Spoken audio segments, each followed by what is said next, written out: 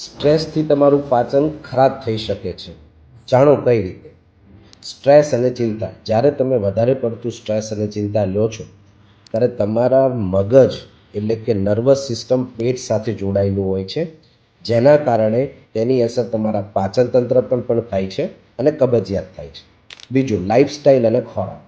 જ્યારે તમે ઓછું પાણી પીવો છો, ઓછો રેસાવાળો ખોરાક ખાઓ છો, ત્યારે પણ તમારું પાચન તંત્ર ખરાબ થાય છે અને કબજિયાત બને છે. ત્રીજું, એક્સરસાઇઝ. કસરતનો અભાવ, સિડેન્ટરી લાઇફસ્ટાઇલ તમારા જે બેલી મસલ્સ છે એને એકદમ વીક કરી નાખે છે, જેના લીધે પણ પાચન તંત્ર નબળું પડે છે અને કબજિયાત થાય છે. આના સોલ્યુશન માટે તમે વ્યવસ્થિત સ્ટ્રેસ મેનેજમેન્ટ કરો, ડેઇલી એક્સરસાઇઝ, યોગા, મેડિટેશન કરો, એક હેલ્ધી લાઇફસ્ટાઇલ અપનાવો, પૂરતા પ્રમાણમાં પાણી, ફાઇબર, રેસાવાળો ખોરાક. આવી જ યુઝફુલ ઇન્ફોર્મેશન માટે અમારા પેજને લાઇક, ફોલો અને શેર કરો.